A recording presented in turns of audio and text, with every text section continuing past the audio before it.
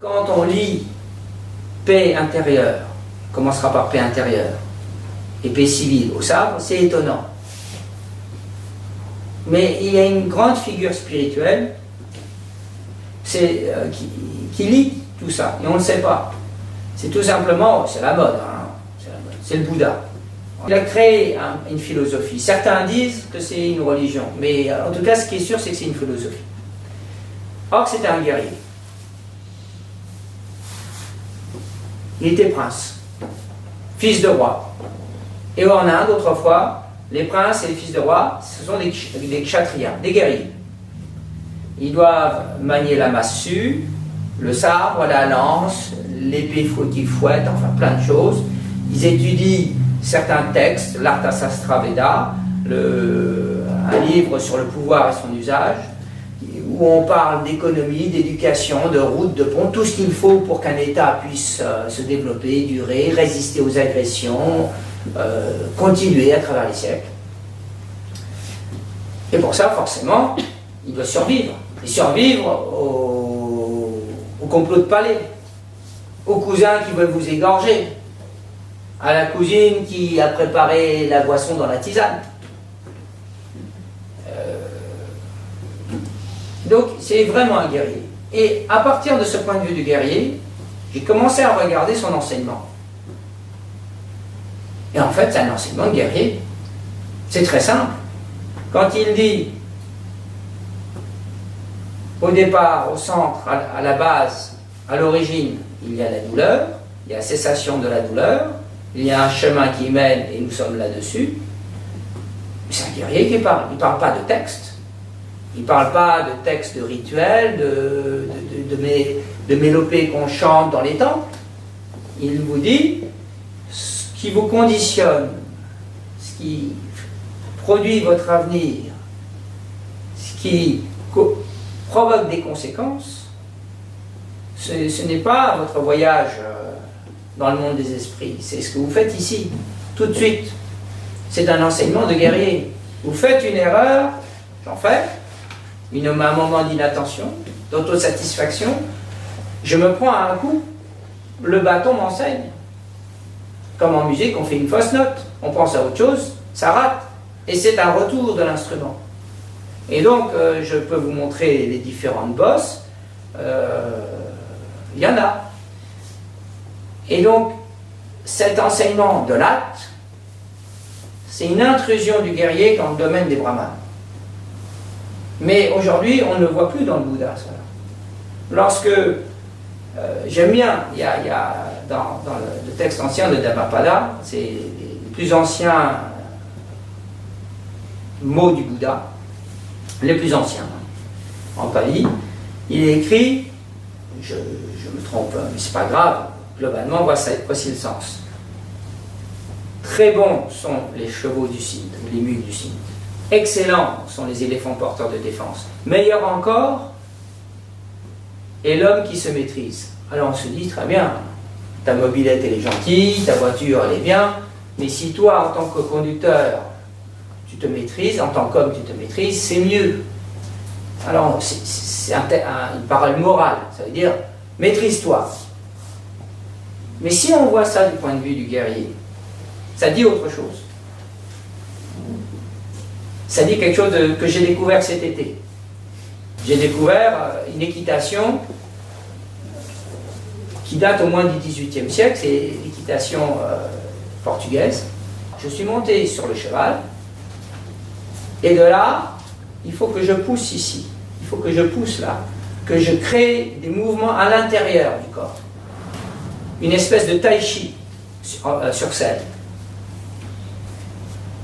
Et par le déséquilibre occasionné à tel moment du pas, etc., on dirige le cheval, pas tant par les rênes ou les jambes, mais c'est tout le corps qui participe. Bien sûr les mains, bien sûr les pieds, bien sûr le genou, mais vous poussez au niveau en dessous de l'oreille, vous relâchez l'estomac, vous basculez le bassin.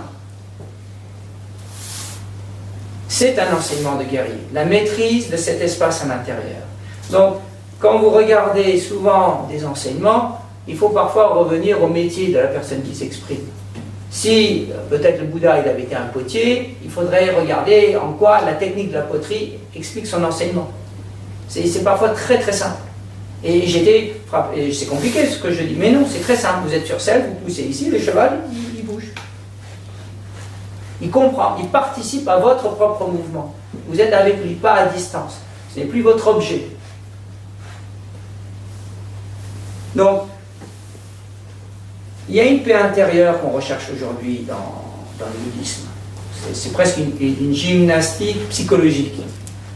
Mais il y a bien plus que cela. Il y a un art guerrier là derrière. Et donc, si on accepte de voir toute la partie qui a été la formation professionnelle du Bouddha, on comprend ensuite son enseignement. Déjà là, vous voyez un lien, non pas entre art martial et paix intérieure, mais entre paix intérieure et art martial, puisque nous percevons cela comme une gymnastique psychologique de paix intérieure. Est-ce que ça peut aider l'apaisement pour les gens agités, inquiets? Oui, ça peut. Et ça peut ne pas. Mais si vous mettez à n'importe quelle discipline, que ce soit un art martial ou n'importe quelle discipline, par la maîtrise des gestes, vous arrivez à un moment à la maîtrise des sentiments. Des émotions. Des émotions. Parce que, par exemple, à un moment donné, cet été, lorsque j'étais en selle, le cheval a fait un écart. Je l'ai suivi. Si tout d'un coup je m'étais crispé, j'aurais été éjecté de la selle. Donc il y a un apaisement. Par contre, il faut étudier une chose pour elle-même. Et ça, c'est un des dangers. Souvent, des gens font du yoga juste pour une partie du yoga. Ou des gens font des arts martiaux pour une partie. C'est très bien, mais il faut s'ouvrir au reste. Parce que sinon, c'est comme si vous preniez une corde, vous prenez juste une fibre qui vous intéresse, mais en faisant cela, vous affaiblissez la corde. Parce que la corde, c'est toutes les fibres qui sont tissées ensemble. Chaque fibre, elle peut casser. Tisser ensemble, vriller, c'est une autre solidité. Et souvent, dans les arts martiaux que j'ai vus, chaque personne prend son morceau, le morceau qu'il comprend, et il dit, ça, c'est le tout. Ce qui fait qu'on se retrouve avec des choses morcelées. Et pourquoi c'est dangereux, c'est dommage? Parce qu'en retour, ça ne vous équilibre pas. Si je n'avais aimé que la partie technique et physique, il m'aurait manqué quelque chose. Si je n'avais voulu que la partie intellectuelle et apaisement psychologique, je n'aurais pas eu le reste. Alors, pour soi, c'est dommage, mais pour la génération suivante. Quand, à la génération suivante, on ne donne qu'une partie. C'est comme lorsque une bibliothèque, j'aime bien, les bibliothèques ont été importantes pour moi. Une bibliothèque qui traverse les siècles, c'est un choix répété. Les livres que vous avez aujourd'hui, ce ne sont les livres qui n'ont pas été jetés autrefois. Les maisons qu'on a aujourd'hui sont les maisons qui ont été entretenues, pas délaissées. Si quelqu'un autrefois avait laissé tomber la toiture, comme on trouve parfois certaines granges en montagne, eh bien on n'a qu'une ruine. Et donc, si vous ne prenez qu'une partie, vous délaissez l'autre, vous avez une partie ruinée. Mais le problème, c'est qu'à la génération suivante, vous ne savez pas quels sont les problèmes qui ont lieu. Aujourd'hui, j'essaie de garder entier cet art qui m'a été en partie transmis quand même. En partie, oui, qui m'a été transmis. On ne sait pas de quoi a besoin demain. Donc il faut leur livrer une bibliothèque entière. Et c'est pour ça que nous-mêmes, si on est intéressé par l'apaisement, c'est mieux si on peut aller vers le reste aussi. Les techniques qui ont été perdues. Il y a des écoles d'arts martiaux qui n'existent pas, qui ne sont pas transmises. Chaque année, ça s'éteint. Par exemple, en Chine, la boxe de l'homme endormi. On apprend à se battre en étant couché par terre. C'est très difficile, parce que vous êtes dans une situation absolument défavorable, difficile physiquement. Mais par exemple, dans le sabre, c'est une réelle difficulté pour ces écoles anciennes. Une réelle difficulté de continuer. Parce que ça demande un investissement identique à celui d'un virtuose du violon. Mais sans statut social. On peut le créer. Mais je parle des arts martiaux comme je parle d'autres arts. Il y a des tapissiers d'art. Lorsqu'on veut réparer un fauteuil de Versailles, on ne trouve pas forcément le tapissier qui saura réparer ce type de fauteuil aujourd'hui. Ou de vitraux, ou etc. Donc, c'est une des choses aussi qui font que la France a été si réceptive aux arts martiaux japonais, ou ailleurs aussi.